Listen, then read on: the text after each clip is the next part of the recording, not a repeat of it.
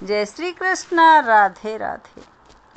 आज मैं आपको कार्तिक स्नान में सुनी जाने वाली एक कहानी नगर बसेरे की कहानी है, वो सुनाती हूँ। अगर आपने मेरा चैनल सब्सक्राइब नहीं किया है तो कर लीजिए, ताकि आने वाला वीडियो आपको आसानी से मिल सके। किसी गांव में एक भाट व एक जाट रहता था। दोनों में घनिष्ठ मित्रता थी।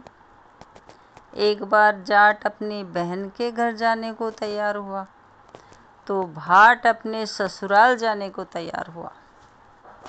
दोनों साथ चल पड़े तो रास्ते में रुककर एक कुएं के मुंडेर पर बैठ गए। जाट ने भाट से कहा कि नगर बसेरा कर लेते हैं। इस पर भाट बोला, तू ही नगर बसेरा कर, मैं तो अपनी ससुराल जा रहा हूँ, वहाँ खूब खातिर होगी मेरी, तू कर ले नगर बसेरा। जाट वहीं कुएं के पास बैठ पानी की घंटी और चावल का दाना लेकर नगर बसेरा करने लगा। नगर बसेरा करने के साथ जाट कहने लगा कि नगर बसेरा जो करे सो मल धोवे पाँव,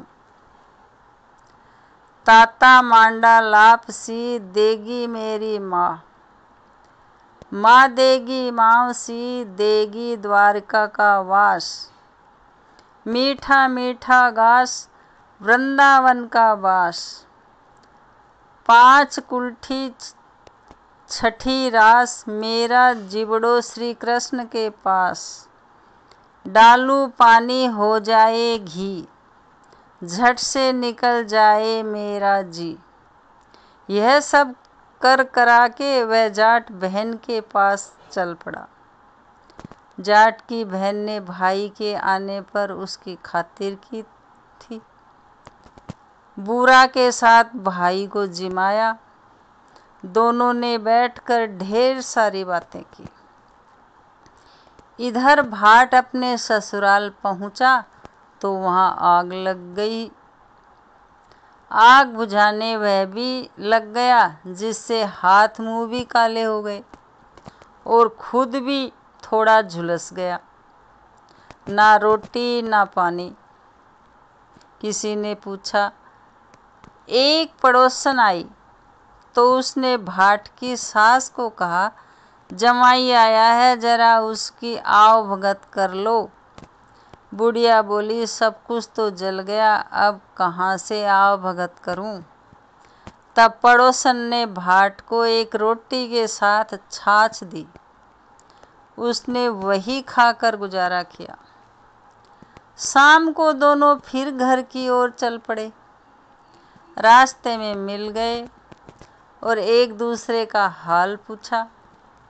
भाट बोला कि मेरी ससुराल में तो आग लग गई हुई थी, आग बुझाने में खुद कालो हो गया हूँ, ना रोटी मिली ना पानी।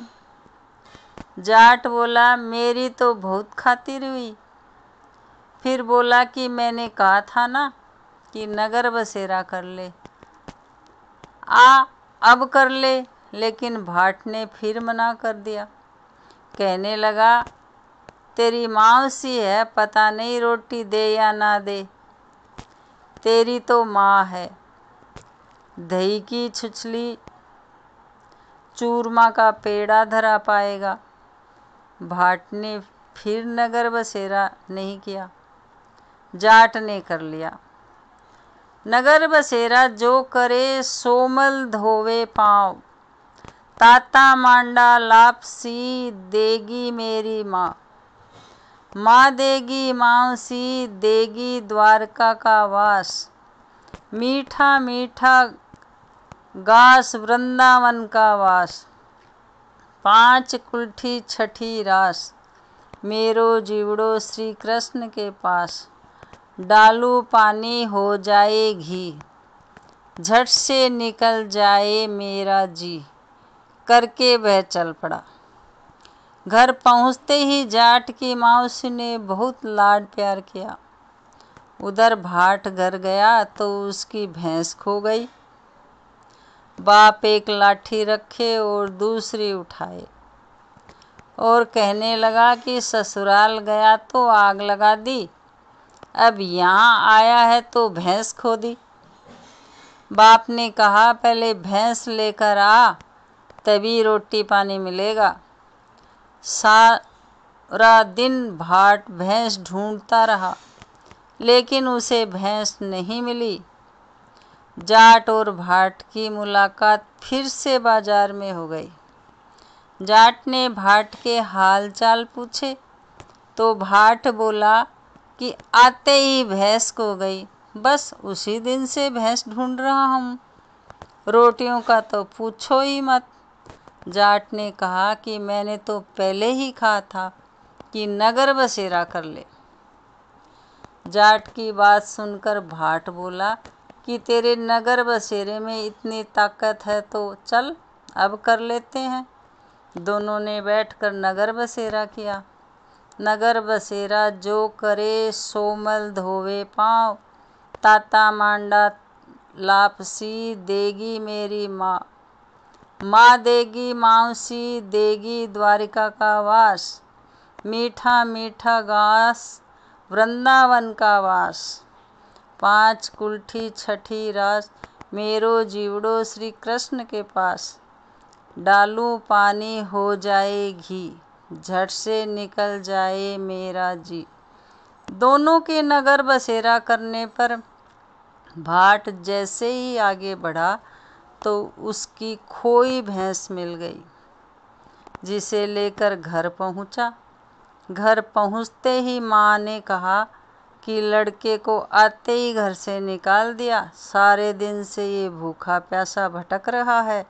यह कहकर उसकी माँ ने उसका खूब खिलाया पिलाया। इस घटना के बाद सारे नगर में ढिंढोरा पिटवाया गया कि कार्तिक में सब कोई अपने पीहर या सासरे आते जाते हैं नगर बसेरा करें। जैसे भाट को नगर बसेरा करने का फल मिला, वैसा ही हर किसी को मिले। ये कहानी आपको पसंद आई हो तो लाइक करें, शेयर करें, बेल बटन प्रेस करें ताकि आने वाला वीडियो आपको आसानी से मिल सके।